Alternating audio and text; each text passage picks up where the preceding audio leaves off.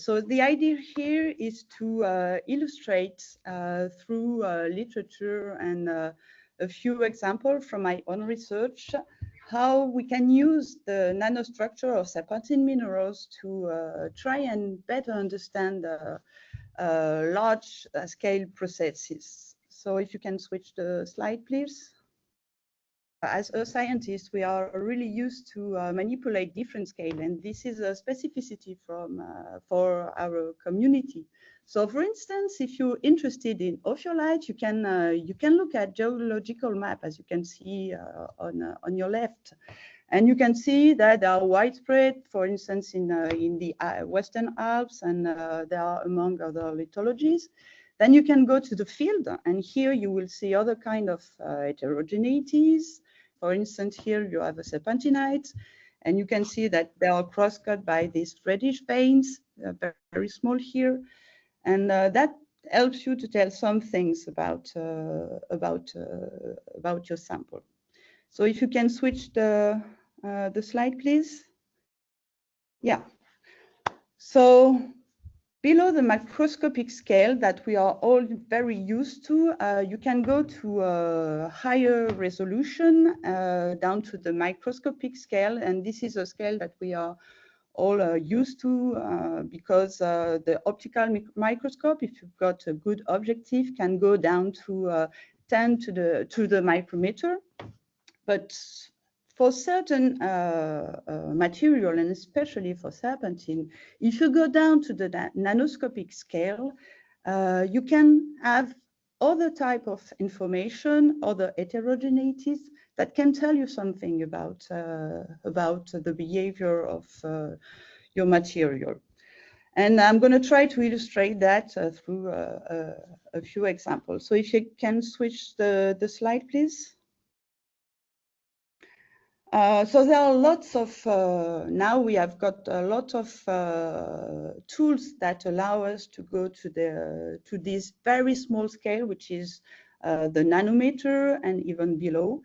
I'm going to take a little minute to present the one I'm using a lot, which is the analytical transmission electron microscopy. Some of you know what these microscopes are, but some don't, so maybe I can take a little time to describe it. So basically, transmission electron microscope is just a big electron gun that produces an electron beam that goes through a very thin sample, which is below 100 nanometer thick.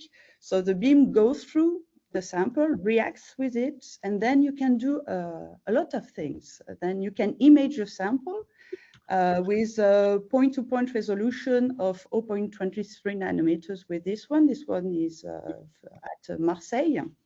So you can look at your sample with magnification from 2000 to 1,000,000.5 times. You can also do chemical mapping with this kind of device at very high resolution. You can do punctual chemical analysis. And you can also do tomography at very, very short scale. Other microscopes are equipped with other stuff. You can do electron valence analysis. You can do crystal orientation mapping, but this is not the one I use. But these microscopes are now very, very powerful. Can you switch the slide, please?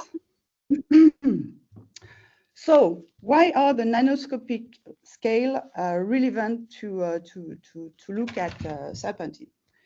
As you all know, serpentine are phyllosilicates, and they are a family. So in serpentine minerals, there are several structural varieties. So the most common one is the lizardite, which is basically like a lot of other phyllosilicates. Correspond to a stacking of layer along the C direction, and it's flat. And lizardite, if you look at the phase diagram that I present here, is considered at the low temperature phase. Then when you go to higher metamorphic condition, and especially to higher temperature, then you've got a new variety of serpentine which is stable, which is antigorite. And its structure is a little bit more complicated. You still have the stacking along the C direction, but you can see that there is a superstructure which is characterized, I can show that, which is characterized by a corrugated wave-like structure. And you see that along this wavelengths, you've got an inversion of the layers, which basically lead to a slight change of the chemistry of antigorite compared to lizardite. And that's why antigorite and lizardite are not polymorphs, because they don't have the same chemical composition. And as you can see also on the diagram, when you turn from lizardite to antigorite, then you should produce a little bit of brucite, because antigorite is slightly magnesium and OH depleted. And then you have the chrysotile, which is pretty famous because it's an asbestos form. It corresponds to fibers, and here you've got the layers which are coiled, as you can see on the last picture on the right. And so, can you please change the? Thank you. So why is that so important to discriminate these varieties?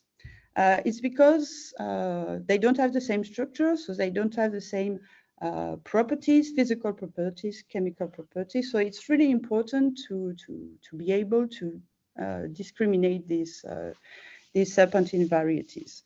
And it's not that easy, actually. If you use an optical microscope, sometimes you can say that it's antigorite or it's lizardite, but not all the time, really. If you look at the optical picture that I show you, on the left, it's natural light image, and on the right, it's cross-polarized light. So I can guess that some parts can be antigorite, but in the middle part, really, I wouldn't say. I'm not able to say if it's antigorite, lizardite, or anything. Diffraction is not really efficient also to characterize, to discriminate between the serpentine variety. The diffraction pattern are a little different, but when you have mixing, you can always be positive about the identification. There are techniques which allow you to discriminate the different serpentine varieties. You've got thermal analysis, but it's not really convenient when you're working on thin section. Raman spectroscopy, on the other hand, is very efficient. You can do that on your thin section, and you can really discriminate the serpentine variety, especially when you are looking at the high wave number region where you have the OH stretching bonding. And here you can discriminate lizardite, antigorite, chrysotile, and other types. And you can even do that with the mixing. So it's pretty efficient. But, and can you switch the slide, please? Yeah, thank you.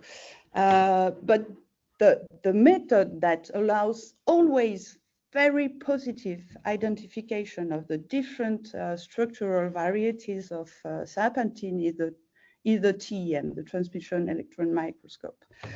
Here you can see, for instance, a micrograph or a TEM image of lizardite, and you can recognize yeah, the resolution is high enough. You can recognize the stacking of the layer, and you also have other information. You can see some microporosity here, where you have some sort of hole where it's lighter. You can have an idea of the different polytypes using electron diffraction. You can see deformation at the scale of the structure of the mineral. Can you switch the slide, please? Chrysotile is also really easy to discriminate by TEM. You can also recognize chrysotile with scanning electron microprobe because they are fibrous variety, but at the scale of the TEM, you can also recognize them. So on the top, the fibers are elongated, and in the middle, almost you can see the coiling of the layers. And next one is my favorite. Oh no, sorry, I forgot. So this one is really nice. Yeah. You can go to the next one, please. So there are other types of fibers, which are thicker fibers in a serpentine variety, which are polygonal serpentine, which can be discriminate with SEM2, but they are also very beautiful with TEM. And you can see the shape, the polygonized shape of the fibers. So now, if you don't cover your fibers with carbon coating, you can see that with SEM, but it's much clearer with TEM. And now is my favorite. So you can switch the slide, please. Yeah. So now this is a high resolution image of an antigorite, and I remind you the structure here. And you can see that, so there is the stacking of the layer along the C direction. So it's oblique up to the right. But you can also recognize the wave-like structure of antigorite, which is characterized by a superstructure parameter that we call capital A, and that you can clearly see on this image. So basically, TEM is really useful to discriminate the serpentine variety without any doubt. Can you change the slide, please? So, for a long time, people used to look at serpentine minerals with TEM because before the years 2000, the community which was really looking at serpentine was mostly mineralogists. They were close to the clay mineral community. And they were looking at really at the structure of serpentine, trying to understand the stacking of the layers. For instance, they were looking at lizardite polytism. They were also checking the superstructure of antigorite, because antigorite has this very complex, as this very complex structure and superstructure.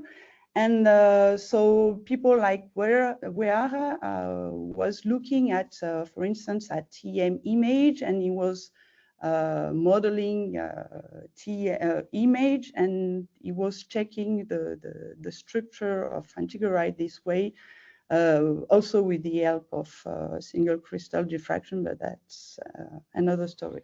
But really, before the year 2000, TEM and looking at the very structure, fine structure of serpentinite was the work of mostly mineralogists. So they were just looking at this small scale. Can you switch the slide, please? But even then, there were people who were trying to link this nanostructure, which could change, and I'll explain a little bit how. So people were trying to link this nanostructure to larger scale processes. For instance, there was this paper from Mellini in the 80s, who was looking at the superstructure of antigorite and trying to link it to the pressure and temperature condition recorded by the rock. Because as you can see on the phase diagram that I present here, you can see that antigorite has a very large stability field. And when you are doing a metamorphic study, you'd like to know what conditions were recorded by a rock. And what Melanie noticed is that this A parameter, so the wavelength of the antigerites, can change a lot. This A parameter can be addressed through M parameter. I won't explain that now, but if you have questions about that, I can explain. But basically, the lower the M parameter is, the shorter is the wavelength of antigerite, and the opposite. And what he saw is that so it took sample from the Alpes mostly, and what he noticed is that the A parameter, the capital A parameter, is decreasing with the metamorphic rate. So he tried to link this structural variability to something much more geological. And there is this new recent study from Shen and co-workers who revisited this thermobarometry on antigerite serpentinite. They did that very properly. They did experiments, recalibrate the antigerite with the piston cylinder. And what they noticed is that this thermobarometer seems to work pretty well. But for that, you need to do TEM, because that's how you check the wavelength of antigerites. Can you change the slide, please? Yeah. So as I said, before the year 2000, mostly mineralogists were looking at Serpentine. And then at the beginning of the years 2000, there was this huge craze for Serpentine. So I did not witness it, because then I was recruited and I did mineral physics for more than 10 years. But I saw the beginning of that. So there was all these papers who were saying that basically serpentinite can explain a lot of geological processes. You've got this paper from Dobson who links antigerite dehydration to seismicity. The other papers were saying that the release of the fluids during deserpentinization could trigger arc volcanism. They linked serpentinization to the origin of life, to big geochemical cycles and rheology and all that kind of stuff. And this became amazing. And that's when a large part of the community of people interested in Serpentine shifted from pure mineralogists to geologists. And we left a little bit this very small nanostructure for more geological observation. And that led to all these amazing papers that and the activity which is now going on serpentine minerals. And this is amazing. And for me, when I came back to Serpentine, I saw all that, and it's pretty hard to keep on literature, because there are so many things going on in this community. Can you change the slide, please? Okay. So, but there are still now a lot of very exciting papers that look at microstructure in serpentinite. So I recently read this paper that I liked a lot, because I'm on a new project on North Anatolian faults. And so this is a paper from Tarling and co-worker. And what they were able to do is they look, and I'll explain a little bit, they look at the very small nanostructure of a serpentinite that they collected in New Zealand, if I remember correctly.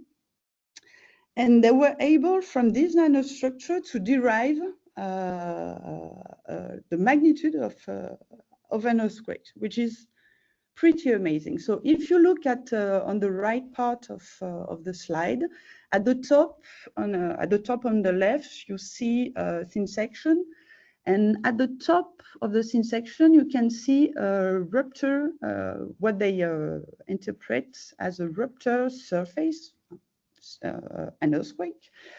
And what they did is they look at the very small square that you see in the upper and right part.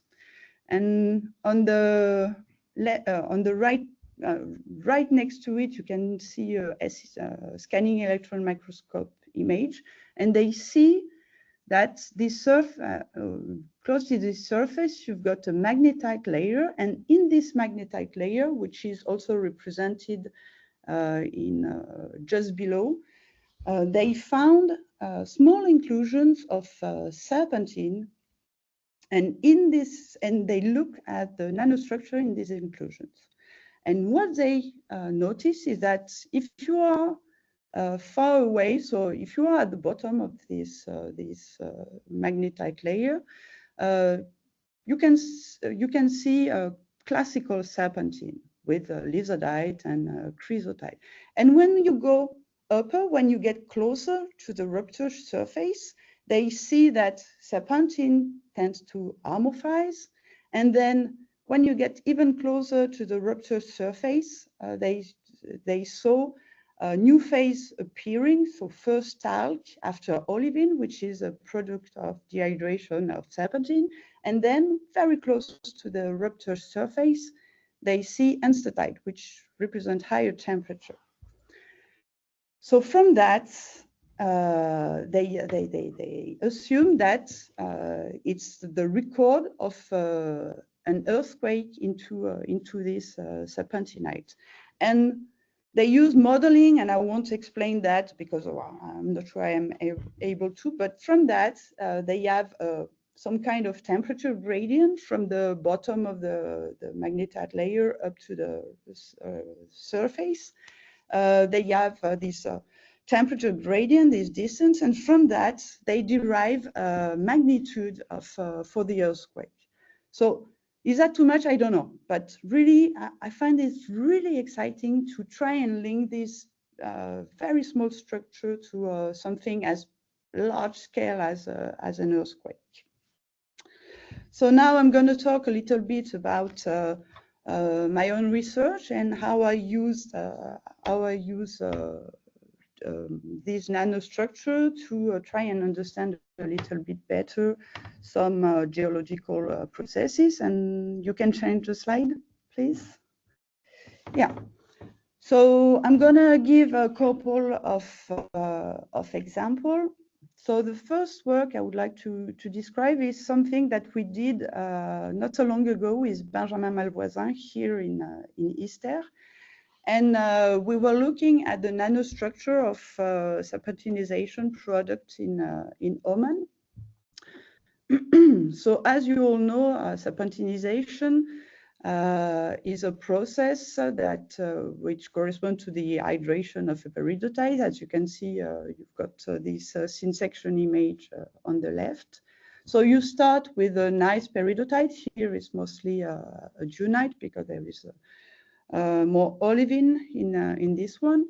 And then if you hydrate your system, then you start to serpentinize the border of your olivine, and the reaction goes inward. So you reduce the size of your olivine, and you can go to completion, which is 100% of serpentinization, as you can see on the last picture on the left. As you know, serpentinization is a reaction that implies an increase of the solid volume, up to 50%, even more. It depends how you take it.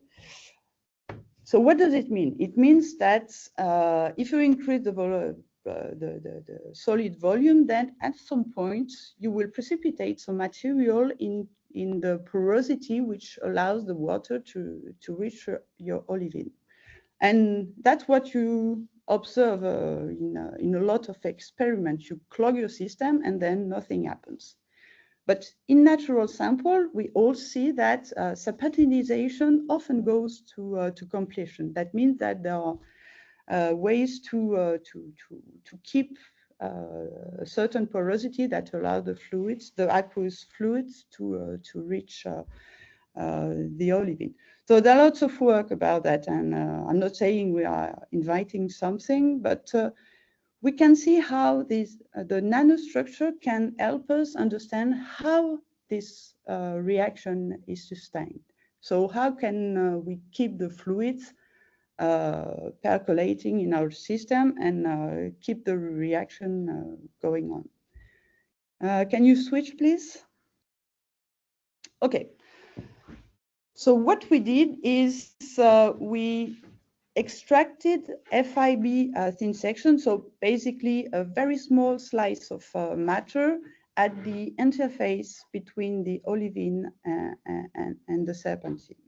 So that's what you see on the left part of the slide. When we observe very closely the interface and then the serpentine very close to the interface, we were able to discriminate three domains.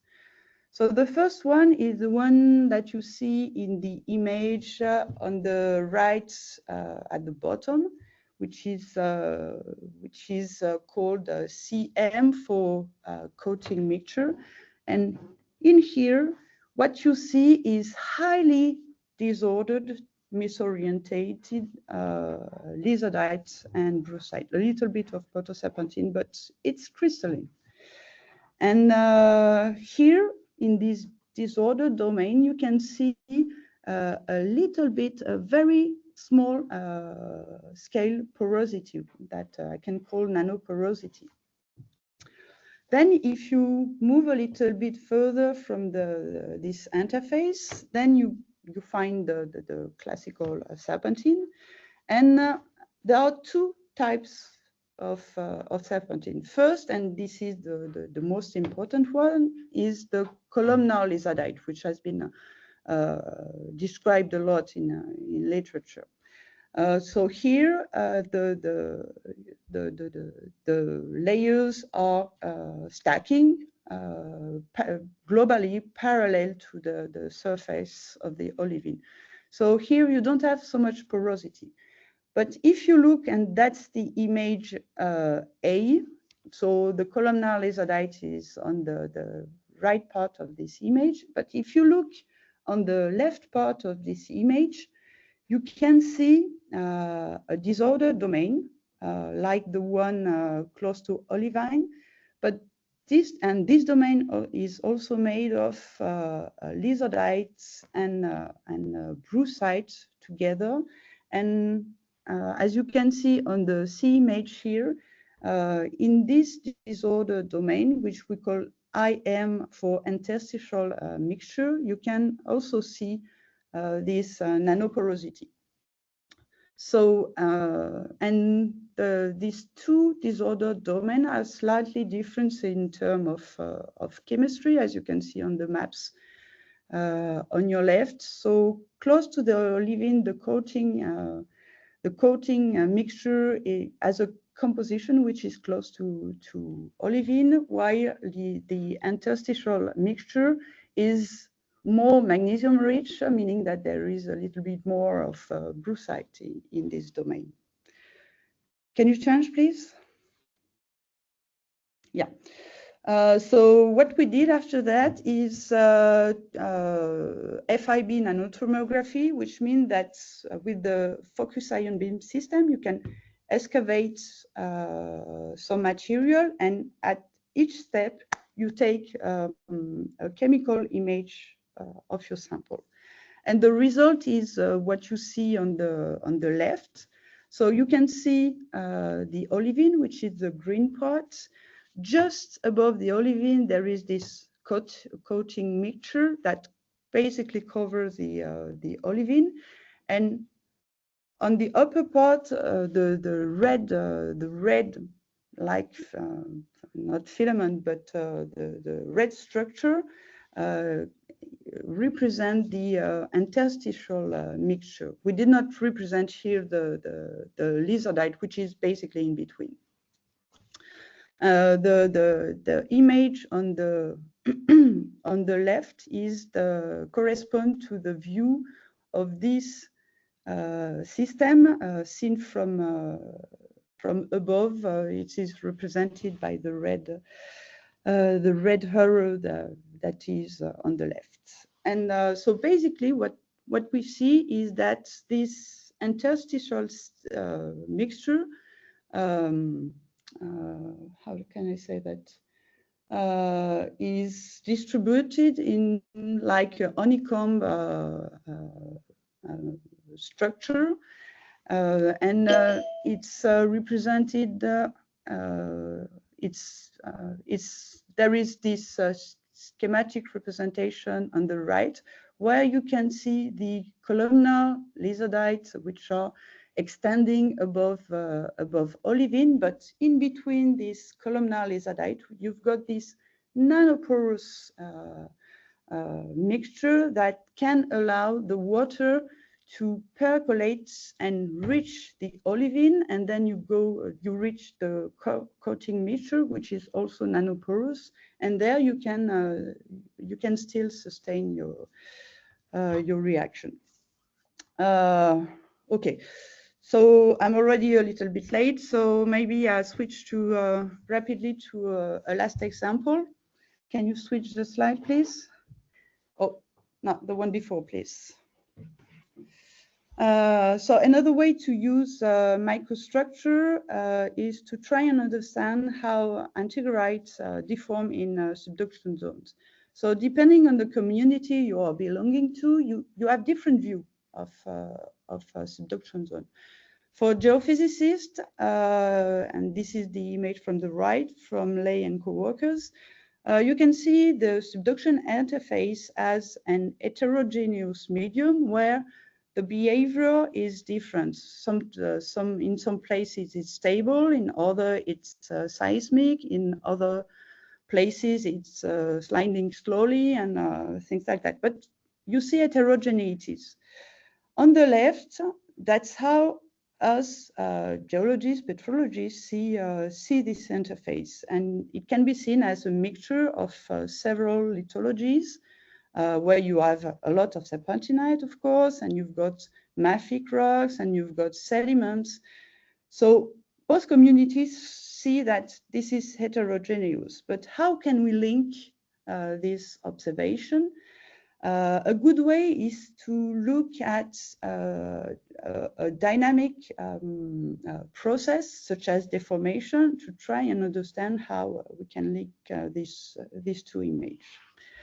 Can you switch, please? So what I did several years ago is that I deformed antigerites using deformation dia, which is in Bayreuth, and I deformed this serpentinite at conditions that were basically close to a classical subduction gradient. So these are the points that you can see in the phase diagram on the left. So we use strain rate from 10 to the -4 to 5 to the -5 per second, with a total strain below 30%. And what we were really careful about was the starting material. It was an antigerite from Monviso. So this is the picture that I showed you earlier. So these antigerites are highly ordered, and they didn't record any deformation. And now we looked at the microstructure to see how the experiment have to affect the microstructures. Can you switch, please? Yeah.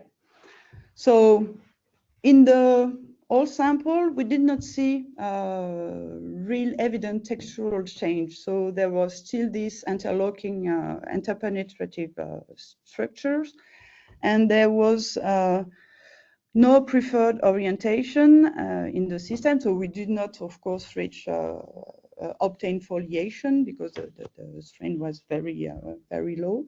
But what we see is some deformation fissure, and these deformation nanostructure are very heterogeneous. So we saw, of course, some ductile structure that's at the bottom right of the image you are seeing here, with some crystal defects that affect the antigerite crystal, which were really highly ordered. So there is an increase of these defects. We also saw kinking, whatever the condition of deformation within the antigerite stability field. But we also saw micro cracks, which show us that there is a brittle component to deformation together with plasticity. We also saw a delamination of the layer of the basal layer, which is kind of common for phyllosilicates. But basically, what we assume from this is that in the antigerite stability field, you can deform antigerites with both plasticity and some brittle components. Can you change, please? Something different happened because we did an experiment at higher temperature, and actually the antigerite, the serpentinides, start to dehydrate a little bit, but we saw some grains of olivine in the sample. And what we saw here is there was no more cataclastic texture, not a lot of crack in that, but we saw much more defects into the antigerite, meaning that probably the plasticity is more important to accommodate the deformation. We, however, saw a few brittle features, which seems to be linked with dehydration, because as you can see on the picture, TEM picture on the right side, you see that with the big crack, which is going through the antigerite crystal, there are very small olivine that are decorating this crack. Can you change, please? Okay, so one way to try to extrapolate this result to larger scale is, for me, to look at natural sample, because of course when you are doing deformation experiments, you are far away from the strain rate that you have in nature. You're looking at tiny samples, and one way to try to once again extrapolate these results is to look at what you see in natural sample. And that's what I did, because we had sample from the Alpes with highly sheared serpentinite. And in this serpentinite, we see that there are lots of defects. When your antigerites are highly sheared, they show a lot of stacking defect, as you can see on the picture on the left. So SD is for stacking defect. And this disorder, because then the structure becomes more disordered, can really be seen on the diffraction pattern with the strikes that link the dots on the image. We also saw some evidence of cracks in these sheared antigerites. But in natural sample, these cracks are often healed through a recrystallization process, meaning that there must be fluids circulating in this serpentinite. So basically, that's how the microstructures helped us to understand a little bit more some of the geological processes. But you, of course, have to be aware that these are very small-scale characterization, and the effort is huge to try and link it to large-scale processes. But this is the interesting parts, I think. So I'm going to stop here because I'm already really very late. I'm so sorry. Thank you for your attention.